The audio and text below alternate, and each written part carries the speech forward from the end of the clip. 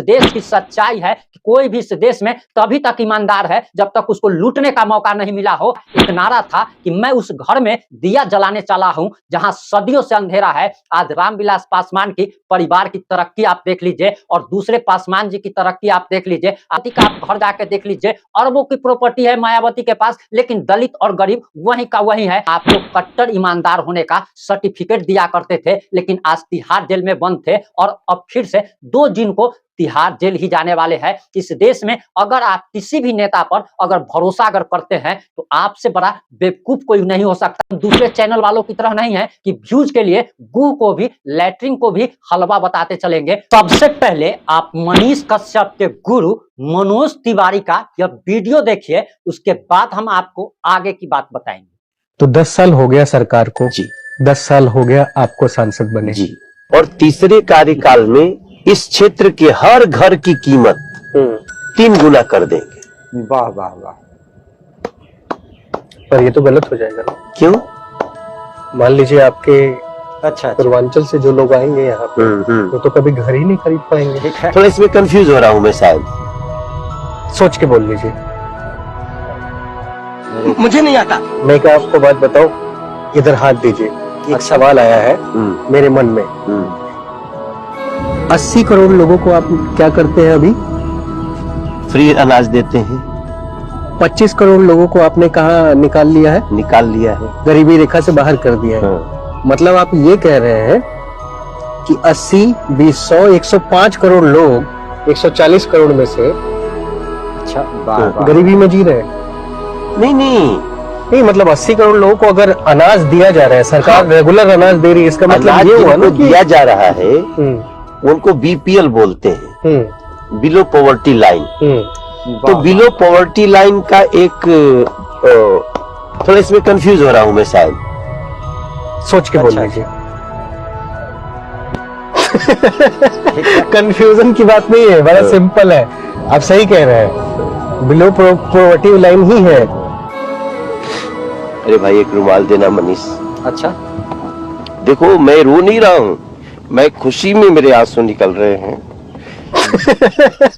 उम्मीद करते हैं कि आपने वीडियो को एकदम ध्यान से देखा होगा। आपको बताते चले कि जिसका गुरु ऐसा है तो चेला का स्थिति क्या होगा, हम चेला के बारे में भी बताएंगे। लेकिन आपको सबसे पहले बताते चले कि मोदी के नाम पर, प्रधानमंत्री नरेंद्र मोदी के नाम पर उनके 80% सांसद मोदी के नाम पर जीतते हैं, वरना ये लोग मुखिया का चुनाव भी नहीं जीत सकते। रिंकिया के पापा कहे जाते हैं, नचनिया बजनिया कहा जाता है। ये कैसे क्या करते थे और क्या क्या गाना गाते थे वो आप सभी जानते हैं। इनको यहाँ तक पता नहीं है कि आखिर ये कह रहे हैं कि हम दरअसल दिल्ली के मकानों का रेट जो है, यानी कि अगर कोई खरीदने जाएगा तो वो 3 गुना अब उसका दाम बढ़ जाएगा। अब जरा सोचिए कि अब गरीब व्यक्ति तो कोई, अब ये जो है देश के नेताओं को इस पे बात करनी चाहिए कि महंगाई को कैसे कम किया जा सकता है। लेकिन मनोज तिवारी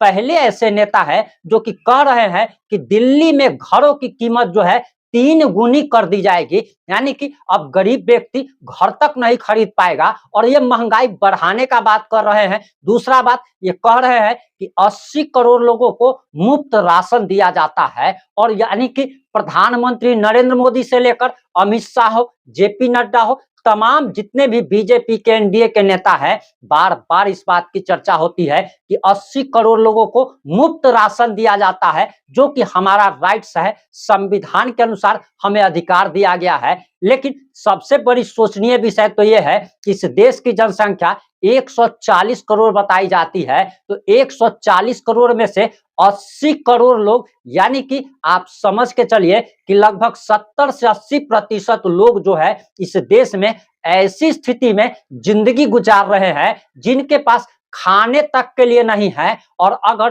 प्रधानमंत्री नरेंद्र मोदी की तरफ से, केंद्र सरकार की तरफ से 5 किलो फ्री का राशन अगर नहीं दिया जाए तो ये लोग भूखे मर जाएंगे। हम ये नहीं कह रहे हैं कि आखिर एनडीए सरकार में ही गरीबी बढ़ी है, इसका मतलब तो यही है कि इसका मतलब कि कांग्रेस सरकार में इससे भी ज्यादा लोग गरीब रहे होंगे।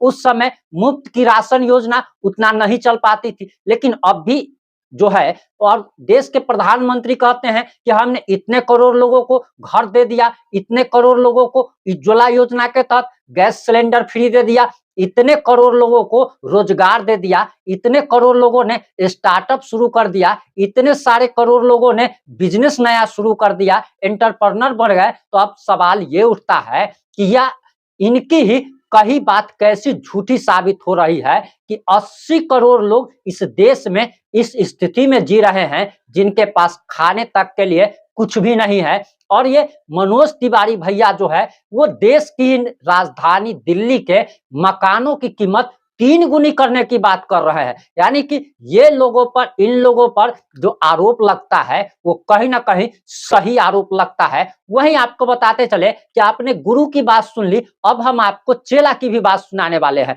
अब देख लिया आपने कि मनोज भैया कैसे कंफ्यूज हो जाते हैं, और इन्हीं के बारे में मनीष कश्यप दिल्ली में चिल्ला चिल्ला करके कहते हैं, जैसे लोग पागल की तरह चिल्लाता है। रांची आप जाएंगे पागल खाने में तो इसी तरह पागल चिल्लाता रहता है।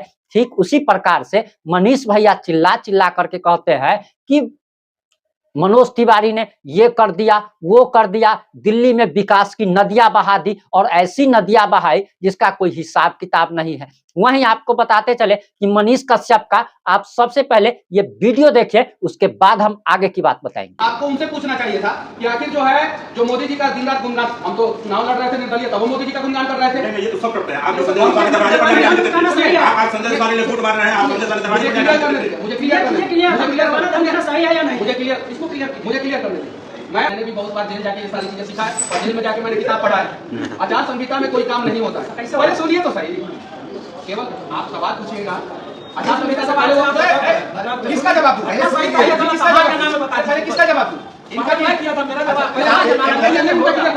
आपका दे देता हूं। कोई भी आपने वीडियो देख लिया होगा। अब आपको बताते चले कि दरअसल इनसे जब पत्रकार जब सवाल करते हैं तो ये कहते हैं कि मुद्दा को बदलो, और इनके बगल में बैठे व्यक्ति खड़ा होकर पत्रकार को धमकी भरे लहजे में चुप रहने की हिदायत देते हैं। यानी कि पत्रकार को मनीष कश्यप के सामने में ही धमकाया जाता है। जो मनीष कश्यप पत्रकारिता के स्वतंत्रता पर सवाल उठाया करता था कि पत्रकारों को सवाल पूछने की स्वतंत्रता होनी चाहिए, यही मनीष कश्यप जो है सो कहीं भी जाते थे, कोई भी रोड बन रहा हो, पुल बन रहा हो, तो वहां पर इनको ठेकेदार नहीं मिलता था, इनको लेबर मिलता था जो 300-500 रुपया रोज पर मजदूरी कर रहा है। जो अनपढ़ व्यक्ति है उसके मुंह में माइक ठूस करके कहते थे कि कौन से ग्रेड का सीमेंट आप यूज कर रहे हैं, ये बताओ, तुम ये कर रहे हो, वो कर रहे हो। और सबसे बड़ी बात तो ये कि सवाल ये लगातार पूछते थे, अगले को बोलने का मौका तक नहीं देते थे, अगले को बोलने का मौका तक नहीं देते थे, और मुंह माइक में ठूस करके और लेबर से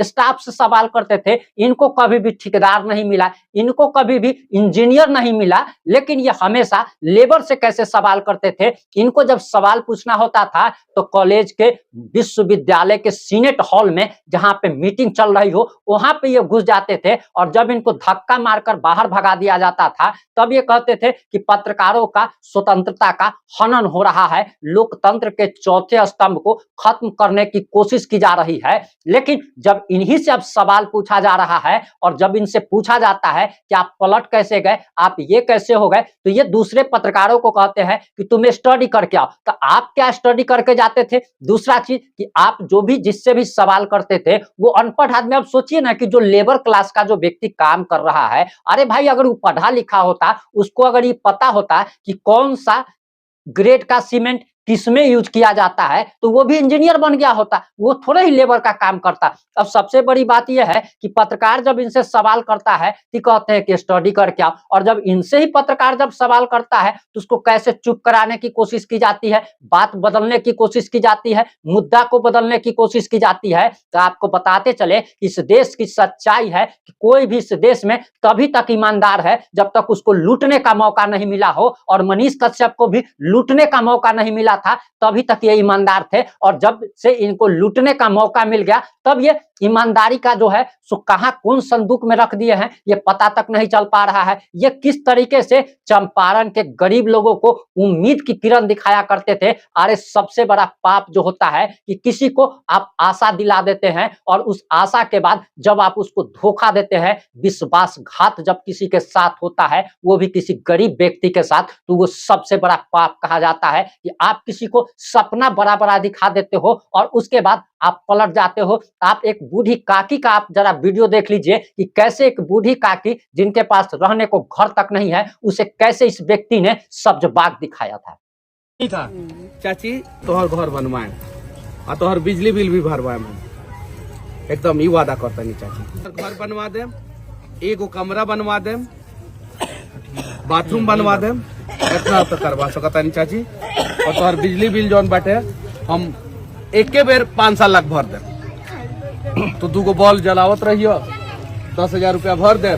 आज उस बूढ़ी काकी का, आज उस बूढ़ी दादी का घर वैसा का ही वैसा ही है, घास फूस का घर है। लेकिन मनीष कश्यप का घर जो है वो नोएडा में 4 तल्ला बन गया, करोड़ों का महल बन गया। बेतिया में इनका एक आलीशान घर है, पटना में इनका आलीशान घर है और तरह तरह के इनके पास अब आलीशान मकान हो गए। लेकिन ये दूसरे को जो है गरीबी मिटाने का वादा कर रहे थे, बेरोजगारी भगाने का वादा कर रहे थे। तो आपको बताते चले इस देश में नेता होने का मतलब है भ्रष्ट हो जाना, और जिसको फ्रीजियन कहा जाता है देसी भाषा में, उस टाइप का हो जाना। और इस देश के जितने भी नेता हो, एक मनीष कश्यप की बात हम नहीं कर रहे हैं, बल्कि जितने भी नेता हो, रामविलास पासवान उस घर में दिया चलाने चले थे जहां सदियों से अंधेरा था। रामविलास पासवान का एक नारा था कि मैं उस घर में दिया जलाने चला हूं जहां सदियों से अंधेरा है। आज रामविलास पासवान की परिवार की तरक्की आप देख लीजिए और दूसरे पासवान जी की तरक्की आप देख लीजिए, आपको पता चल जाएगा। मायावती जो है गरीबों दलितों का गरीबी मिटाने चली थी, आज मायावती का आप घर जाके देख लीजिए, अरबों की प्रॉपर्टी है मायावती के पास, लेकिन दलित और गरीब वहीं का वहीं है। आज प्रधानमंत्री नरेंद्र मोदी जो कि हर साल 2 करोड़ लोगों को रोजगार देने का वादा कर रहे थे, आज रोजगार कहां मिल रहा है वो भी जरा देख लीजिए। चिराग पासवान का नारा था बिहार फर्स्ट, बिहारी फर्स्ट, लेकिन चिराग पासवान को जब भी मौका मिला उन्होंने अपने परिवार के लोगों को टिकट दिया और जो बच गया उसे करोड़ों के दाम पर बेच दिया। इस देश में कोई भी नेता जो है वो अगर कहता है कि हम राजा हरिश्चंद्र है, तो ऐसा कोई भी बात नहीं है। हर नेता चोर है, कोई ज्यादा चोर है, कोई कम चोर है, कोई झूठ ज्यादा बोलता है, कोई कम बोलता है, लेकिन झूठ